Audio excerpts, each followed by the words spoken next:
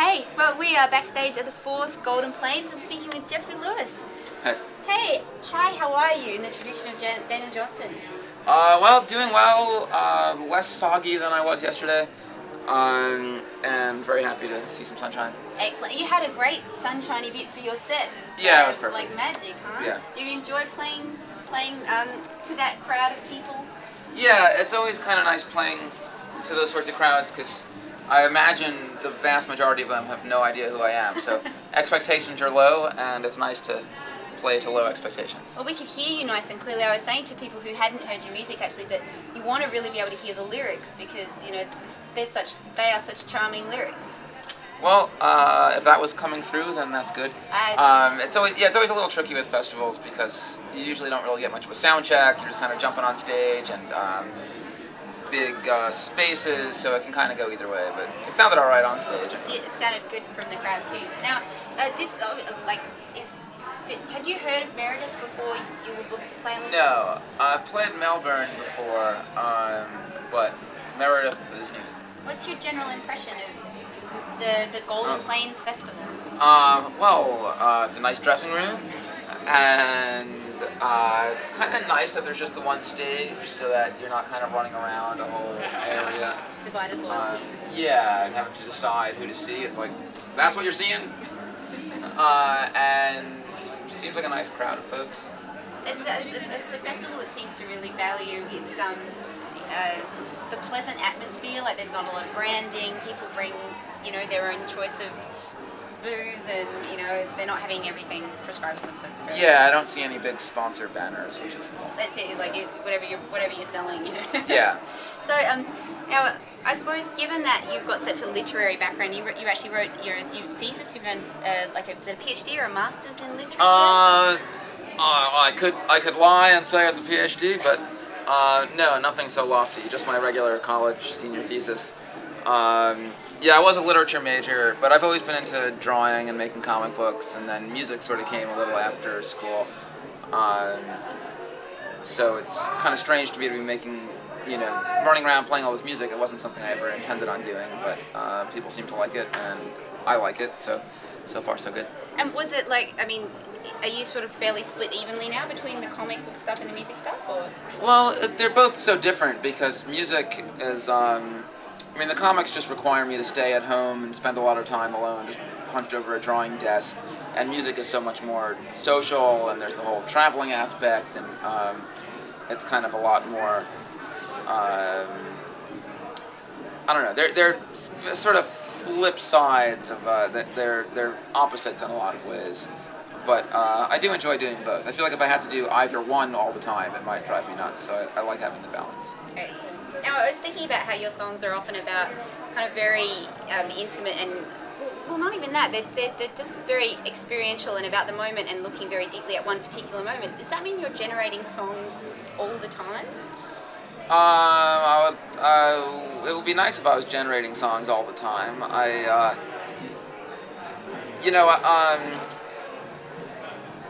don't know. I always feel a certain I never set out to make a certain kind of music. We are going to be a bossa nova band, or we are going to be a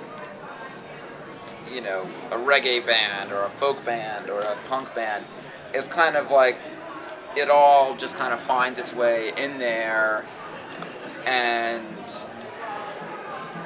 I don't reject songs that I write. If I come up with a song, then great. Who am I to turn it away because it doesn't fit our image or whatever. So it kind of all ends up, whether it's a very personal autobiographical quiet song, or a very long story, or a very noisy extended feedback thing, or maybe I have never understood bands that kind of separate out their. It seems as though Bright Eyes has his loud punk band, and then he's got his quiet kind of introspective folk band, or Yola Tango just did that Condo Fucks album that's really distorted. It's what? Just throw it all in there. That's what I was like about Sebadoh, actually, in that same kind of way. Yeah. The records just run that. Yeah, it's like you just hear what's going on in that artist's mind. And I really love that about certain artists, so I've kind of aspired to be that sort of act. Where, and also just from show to show, I mean, I like going to a show where you don't know what you're going to get, so we try hard to be that sort of act, so people aren't really sure what we're going to play from set to set. And there's there's pros and cons to that, but the autobiographical stuff or the really personal stuff, I feel like if I was listening to a whole set's worth, it might get to be a bit much. So I kind of, I feel like it's good just for variety's sake to have this whole blender of things going on. Put in like the Louie Louie pavement mashup thing. Yeah, but much to our drummer's chagrin, he's like, "You're not really gonna play that, are you?" And I didn't realize. A friend of ours was saying that Louie Louie is not the foundational bedrock song of all rock and roll in Australia that it is in the States, because it's sort of like in the U.S. that's like all rock and roll is spawned from Louie Louie. Maybe everything's spawned from Long Way to the Top or something from here. Yeah, maybe so. We should. Yeah, okay. We'll work on our next mashup. That's what we should have done, an AC/DC mashup. Now, you're speaking over there to your younger brother. This is Jack Lewis, and he's a member of the Junkyard. Is putting together like the Junkyard a difficult thing, or were you already playing with Jack, and where did David come into it? And well, I went to school with Dave since we were like 14 or 15, and Jack obviously I've known since he was born, and it's funny because when I was a teenager, Dave and I and our friends would always be traveling around the U.S. going to Grateful Dead shows, so it's like we were sort of used to being packed into a vehicle together with some friends, like going from show to show, but in those days it was like we were going to another band's show, and nowadays it's like we're doing the same thing again all these years later, but it's our own shows, which is quite nice. Jack and I were just always playing. We always shared a bedroom growing up, so it was just kind of, we would play some music together, and it just sort of evolved from there. Although everybody lives in different, we're all from New York City, but now Jack lives in Portland, Oregon, and our drummer's been living in London, so we usually sort of only see each other now we never know when we're going to see each other. So it's quite nice to all be on tour together. Is that nice because you look forward to seeing each other now? Yeah. You wouldn't if you were like all in a share house or whatever? Yeah, and quite often the first time, like a couple days ago in Brisbane was like the first time we saw each other. It was like pretty much on stage, so there's not much rehearsal time that goes into it, which is probably immediately obvious as soon as we start playing. But yeah, it's kind of nice. It keeps it very fresh, so we're not over rehearsed. One thing we're not is over-rehearsed. We refuse to be classified as over-rehearsed. Yes. I was just wondering, Rob, how are we doing for time? We had another 4 minutes? All right. It was the first time that I saw you play was in a church basement in Bristol, and Jack, you were playing at that show as well. And it was a really cute little show. And was that the Crypt? Yeah. With Lex Russell. When they were The Loners.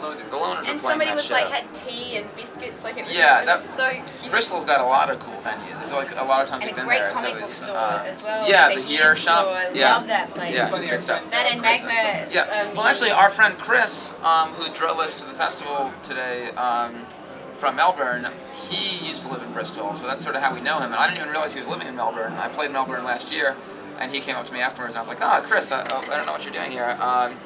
So that's really cool. It's so strange, distance is just so condensed nowadays. Everybody, everywhere you go, you're going to bump into people that are, it's quite disorienting, because especially at a festival, because you're likely to see another, you bump into some guy and it's like, oh, that's the bass player of that band that we played with in Norway. It's just quite funny how it sort of forms this particular circuit where you never know where in the world you're going to see the same people. I find being able to get to other cities and making friends, you miss people, and you sort of don't account for what it might be like when you have to leave that city. And it can be really hard. And you're based in New York still? I'm still in Brooklyn, I've spent most of my life in New York City. I lived in Austin, Texas for a brief period of time. Right? Well, very briefly, which is where I met Chris, who lives in Bristol, who now lives in Melbourne. I've been back to Austin a number of times since then, but New York City is hard to get away from once it's your home. It's kind of such a unique place, and I'm just kind of addicted to it. Your family's still there? Your parents? Yeah, our mom and dad are there. Jack is like 3,000 miles away in Oregon,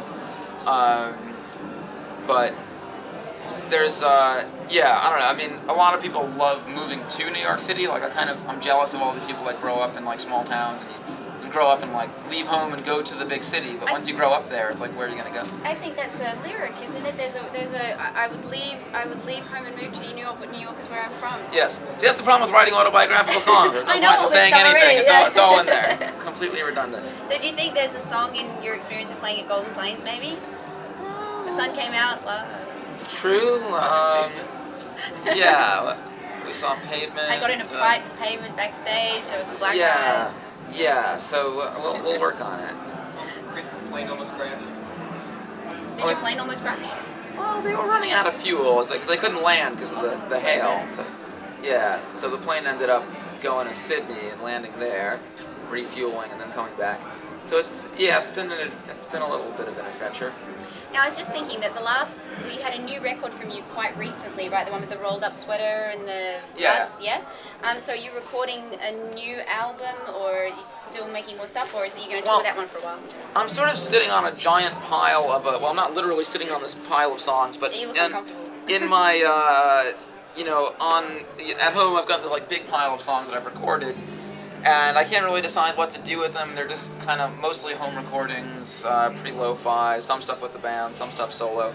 At this point it's like 60 songs over the last few years, and I'm just trying to sift through it and decide try to pick like 10 or 12 of the best ones. Does anybody help you decide, or do you do it on your own? Well, Jack usually tells me that all of my decisions are wrong, so that's sort of It's always helping. a classic fight, just like Dinosaur Jr. used to have.